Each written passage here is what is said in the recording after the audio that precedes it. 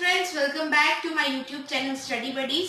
सो हम लोग पढ़ रहे थे ट्रांसपोर्ट सिस्टम इन प्लांट्स। कल हम लोगों ने एब्जॉर्प्शन ऑफ वाटर पढ़ा था। आज हम अपना लेक्चर कंटिन्यू करते हैं और पढ़ते हैं एब्जॉर्प्शन ऑफ मिनरल्स। जब वाटर का एब्जॉर्प्शन होता है उसके साथ बहुत ही डाइल्यूट सॉल्यूशन में मिनरल्स का भी एब्जॉर्ब हो जाता है, मतलब absorb along with water in dilute solution, बहुत ही डाइल्यूट, ठीक है। पर जो maximum most of the minerals है ना, वो प्लांट्स को डिफ्यूजन से मिलता है, डिफ्यूजन से। अब हम लोगों ने फर्स्ट लेक्चर में डिफ्यूजन के बारे में पढ़ा था, movement of molecules from a higher region of higher concentration to region of lower concentration, मतलब हायर कंसंट्रेशन से लोअर कंसंट्रेशन पे, ठीक है। हम लोगों ने इसमें डिफ्यूजन में बारे में पढ़ा था। यहाँ पे हायर कंसंट्रेशन कहाँ पे था, सॉइल में, और लोअर कंसंट्रेशन कहाँ पे था, सेल सैप में। अगर ऐसा हो कि सेल सैप में कंसंट्रेशन हो हाई, सेल सैप में कंसंट्रेशन हो हाई, मतलब यहाँ हो हाई कंसंट्रेशन और सॉइल में हो लोअर कंसंट्रेशन, अब मूवमेंट ऐसा हो तो, अब मूवमेंट ऐसा हो तो इसको हम लोग बोलते हैं एक्टिव ट्रांसपोर्ट, क्योंकि यहाँ पे एनर्जी का जरूरत होता है। इसको हम लोग बोलेंगे एक्टिव ट्रांसपोर्ट।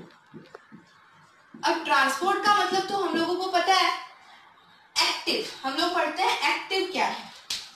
देखो, अगर जैसे मैक्सिमम घरों में नीचे मशीन जब ऑन करते हैं तो ऊपर टैंक में पानी चढ़ता है, तो वो ऐसे तो नहीं चढ़ जाता, हम लोग को स्विच ऑन करना पड़ता है। कैसे? हम लोग एक एनर्जी सप्लाई करते हैं, हम लोग स्विच करते हैं, एनर्जी सप्लाई करते हैं, तो फिर पानी ऊपर चढ़ता है, मतलब वो यूटिलाइज एनर्जी करता है। तो वो क्या, लोअर से हायर जा रहा है, मतलब नीचे से ऊपर जा रहा है। पर हम लोग नॉर्मली टैंक से जब पानी लेते हैं नल के थ्रू, तो जस्ट नल ऑन किया, पानी आ गया, उस वक्त एनर्जी की जरूरत नहीं होती। क्यों? क्योंकि हाई टू लो जा रहा है, तो यहाँ पे एनर्जी की जरूरत नहीं है क्योंकि हाई टू लो जा रहा है।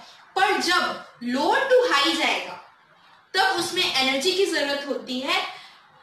इसी एनर्जी का यूज कर रहे हैं बाय यूटिलाइजिंग एनर्जी, इसमें एनर्जी का यूज हो रहा है, इसीलिए बाय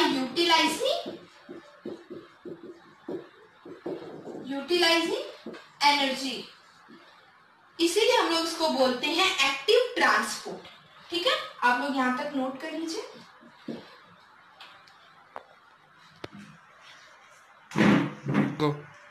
तो हम लोगों ने एब्जॉर्प्शन ऑफ मिनरल्स कंप्लीट कर लिया है, और अब हम लोगों ने एब्जॉर्प्शन ऑफ मिनरल्स में एक्टिव ट्रांसपोर्ट के बारे में पढ़ा। एक्टिव ट्रांसपोर्ट मतलब the process of movement of minerals molecule from a region of lower concentration to region of a higher concentration requires utilization of energy is called active transport, ठीक है। अब हम लोग एब्जॉर्प्शन ऑफ वाटर के कुछ effects पढ़ते हैं, मतलब क्या क्या चीजें एब्जॉर्प्शन ऑफ वाटर को अफेक्ट करेंगी, ठीक है। So absorption of water is affected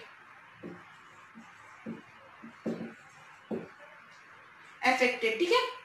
अब इसमें इसमें जो पहला फैक्टर्स है जो अफेक्ट करेगा एब्जॉर्प्शन ऑफ वाटर है, वो है quantity of water in the soil, quantity of the water in the soil. And जो सेकेंड पॉइंट है वो है सॉइल का टेम्परेचर। थर्ड पॉइंट है concentration of soil solution, concentration of soil solution, concentration of soil solution, ठीक है। अब absorption of water के अफेक्टेड, मतलब first quantity of the water in the soil, मतलब सॉइल में पानी की क्वांटिटी क्या है, सॉइल का टेम्परेचर और कंसंट्रेशन ऑफ सॉइल सॉल्यूशन, ठीक है। अब हम लोगों ने कल एब्जॉर्प्शन ऑफ वाटर में एक प्रोसेस पढ़ा था, दैट इज ऑस्मोसिस, ठीक है। आज हम लोग इसको प्रैक्टिकली करके देखते हैं, ठीक है। आप लोग इतना नोट कर लीजिए, फिर हम लोग इसको प्रैक्टिकल करते हैं। तो हम लोग आगे कंटिन्यू करते हैं। कल हम लोगों ने ऑस्मोसिस के बारे में पढ़ा था। Osmosis is the process by which the molecules of a solvent such as water move from region of its higher concentration to region of its lower concentration through a semi-permeable membrane. Indirectly सबसे important osmosis में high concentration से low concentration में किसके through? Semi permeable membrane के through. इसका हम लोग practical करके देखते हैं. चलिए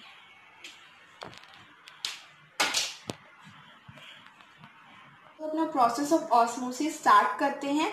इसमें जो हमें मटेरियल्स रिक्वायर्ड है that is a pill large size potato, knife, distilled water, sugar solution, pins और एक बीकर. मैंने एक बाउल लिया है. सो फर्स्ट ऑफ ऑल हम लोग इसको साइड से इक्वली कट कर देंगे. ठीक है.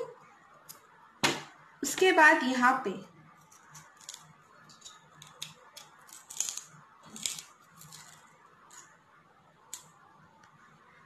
तो हम लोगों ने नाइफ से इस पोटैटो में एक कैविटी बना ली है. अब हम लोग क्या करेंगे, एक बाउल या बीकर लेंगे, इस पोटैटो को यहाँ रखेंगे और इसको डिस्टिल्ड वाटर से फिल करेंगे. पोटैटो को नहीं करेंगे, पोटैटो अंदर से खाली ऐसे रहेगा, कैविटी रहनी चाहिए अंदर, और सिर्फ बाउल किया है. अब हम लोगों ने जो कैविटी बनाई थी उसमें हम लोग शुगर सॉल्यूशन डाल देंगे. Okay, sugar solution. हम लोगों ने क्या किया है, जो कैविटी थी पोटैटो की उसमें हम लोगों ने डाला है शुगर सॉल्यूशन, और बाउल के जो साइड में है उसमें हम लोगों ने डाला है डिस्टिल्ड वाटर. अब जहाँ तक हम लोगों ने शुगर सॉल्यूशन डाला है, शुगर सॉल्यूशन का लेवल अप टू यहाँ है, तो यहाँ पे हम लोग एक पिन से मार्क कर देंगे. ओके, यहाँ से हम लोगों ने एक पिन से मार्क कर दिया है. अब हम लोग इसको 2 आवर्स के लिए विदाउट एनी डिस्टर्बेंस रख देंगे और फिर ऑब्जर्व करेंगे.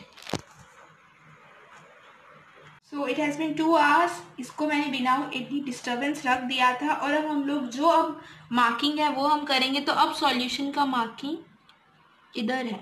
सो आई थिंक आप लोगों को डिफरेंस जो है वो नज़र आ रहा होगा बीकर में. ये देखिए यहाँ पे डिस्टेंस, जो डिस्टेंस है वो आपको गैप आराम से दिखाई दे रहा होगा. ठीक है. अब ऐसा क्यों हुआ ये लोग हम लोग देखते हैं. अभी आप लोगों ने जो प्रैक्टिकल देखा वो ऐसा क्यों हुआ, वहां पे क्या है, कंसंट्रेशन ऑफ जो वाटर था वो पानी के अंदर, वाटर में जो कंसंट्रेशन था वो ज्यादा था, यहाँ पे था हाई. और